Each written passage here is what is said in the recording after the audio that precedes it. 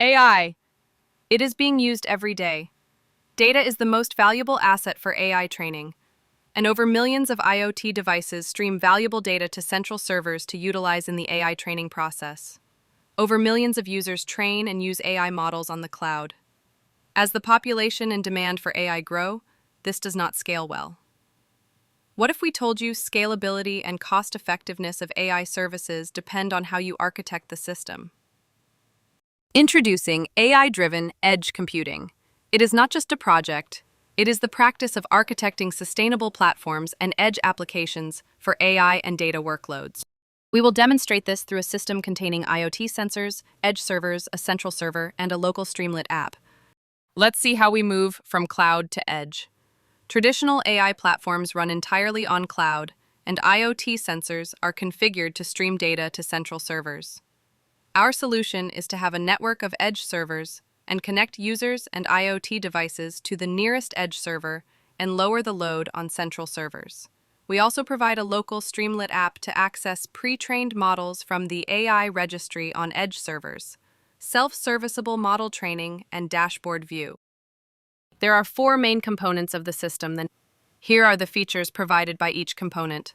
Central server, manage user credentials to log into Streamlit app, run events data scraper, manage scraped events data, providing dashboards, edge servers, run edge model registry for serving pre-trained models, initiate federated learning servers to coordinate federated learning process, store global user models as backups, listen for incoming IoT data streams, run vehicle and people counting models using computer vision techniques, run solar power prediction and weather prediction models using LSTM models, running time series database to store IoT data, daily retraining of IoT models to update models with the newest data, sensors, stream sensor data like CCTV camera feeds, temperature, humidity, voltage to nearest edge servers, local Streamlit app, provide self-serviceable AI model training, provide the ability to merge user-provided data with IoT and web scrape data, provide the ability to train AI models with multiple clients in different locations using different devices without data sharing, provide ability to download and use pre-trained models stored on AI registry on edge server, provide ability to view dashboards of IoT data. Here are advantages of the system. IoT devices stream to closest edge server, which ensure low network congestion. Edge server runs IoT models which reduced workload on central servers. No-code, self-serviceable AI training and use, which ensure user-friendly and no-code AI creation and usage. Users train models locally while keeping data private by utilizing federated learning, which pushes AI workloads to user end and data is kept private. Pre-trained AI registry per edge server to enhance model delivery, which ensure pre-trained models live close to users for fast delivery and lower network congestion. Providing IoT and web-scraped data for users for model training, which means more data and context for training models. Central dashboards are provided so users can see real-time data and forecasts. This is the home page of the local Streamlit app. We call this app Edge Runner. This app has multiple pages, such as Home, Models, Registry, Dashboards. Let's go to Models page. This page gives users the functionality to add models of many kinds, train and use them. Let's go to Registry page. This page contains pre-trained AI models available through AI Registry at Edge Server. We can download and use any available model. Let's go to Dashboards page. This page contains dashboards such as solar power generation, camera data, and weather data. Real-time charts like this has been shown on each dashboard where IoT data stored on each edge server is utilized. These data are used for merging with user-provided data for training more contextually aware models. Weather data shows temperature, humidity, rain charts with future forecasts up to next 14 days. Camera data shows number of vehicles going out, coming in, and people count of each area. Forecasts are also shown up to 14 days. Dashboards are available for many areas and can be changed using location selector on top. Solar power generation dashboard has show irradiation, power generation, and predicted power generation charts with real-time updates. This chart shows solar power generation and also a prediction line is there. A geomap shows how solar power plants are connected to edge servers. Irradiation data for sensor stations are also shown. Let's go back to Models page. Let's add a churn prediction model. We can name the model, add a description, and choose model task. This is a supervised classification model. This app uses federated learning, and person who start the training process is the initiator. It provides ability to add more clients to training process, which can be users located elsewhere with same data. Let's say 2 clients. Users have the ability to upload the data. They should carefully add label to be predicted, which is in this case the churn column. Number of server rounds are the number of times weights are sent to federated learning server for averaging and redistribution. Number of epochs are the actual model train iterations on local machine. Users can also specify the number of hidden layers of the network. User should specify number of neurons in each hidden layer. Let's submit. Now this sends signal to Edge server to start federated learning server on a free port. Port of federated learning server will be returned. This port can be used by other clients to join the training session. Training parameters were shared across clients using global state on Edge server. Now I have logged in as another user and creating same type of model.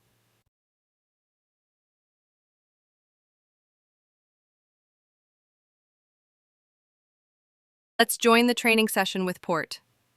During this period, both clients will train models locally and send weights to federated learning server, which average the weights and send back to both clients. Clients assign those averaged weights, and this continues until end of server rounds. Finally, accuracy loss is shown. Now we can infer using inference data, which does not have churn column and has to be inferred.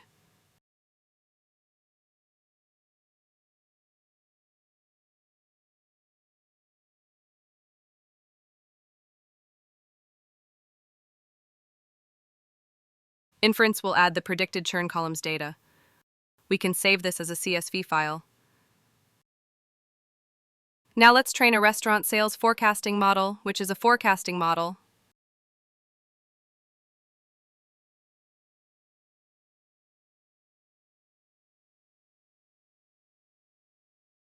This dataset has a date column and label column is units sold.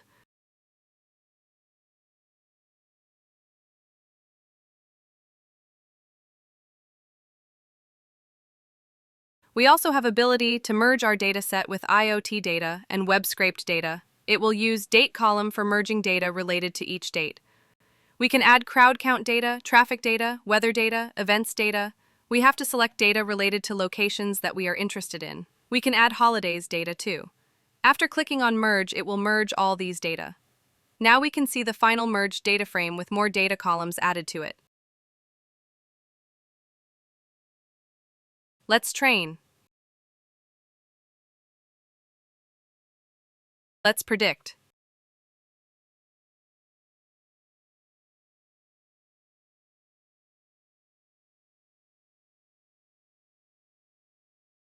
Even if don't merge with additional data, it will still run inference without a problem.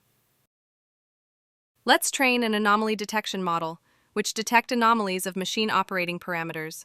This will be useful for predictive maintenance. Data contains revolutions, humidity, vibration, and other machine parameters.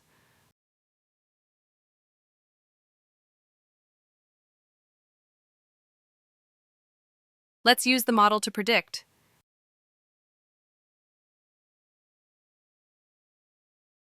We have the results. We can see that last row is classified as anomaly because it has unusually high revolutions and vibration values. Let's train a customer segmentation model. It is an unsupervised classification, which assign customers a class so similar customers are grouped together.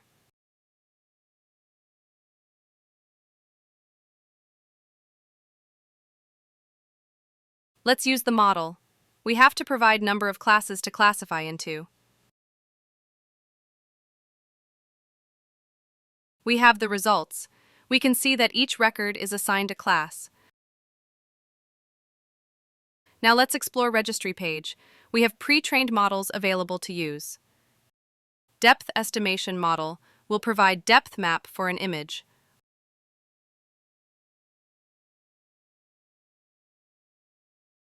Object detection model will provide image with bounding boxes and detected object names on them. We can save this image.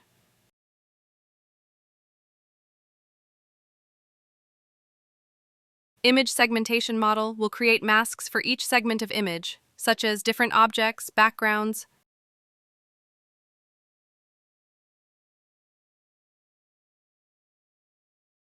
Document question answering model will answer simple questions from provided documents.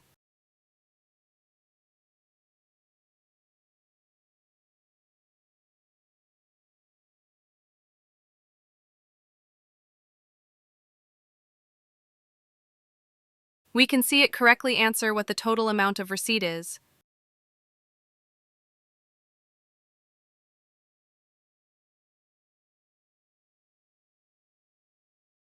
We don't have sentiment analysis model locally, so we can click Download Model button, which will download model from AI Model Registry on Edge server.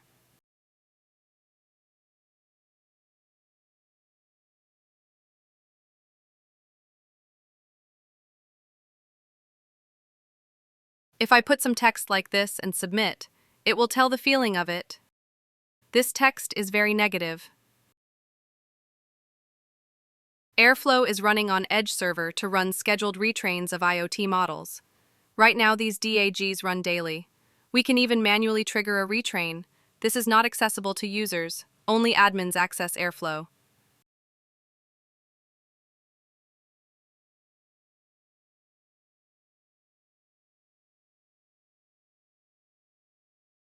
Models in registry are actually stored on MLflow instance running on Edge server. MLflow give admins the ability to add and keep versions of each pre-trained models.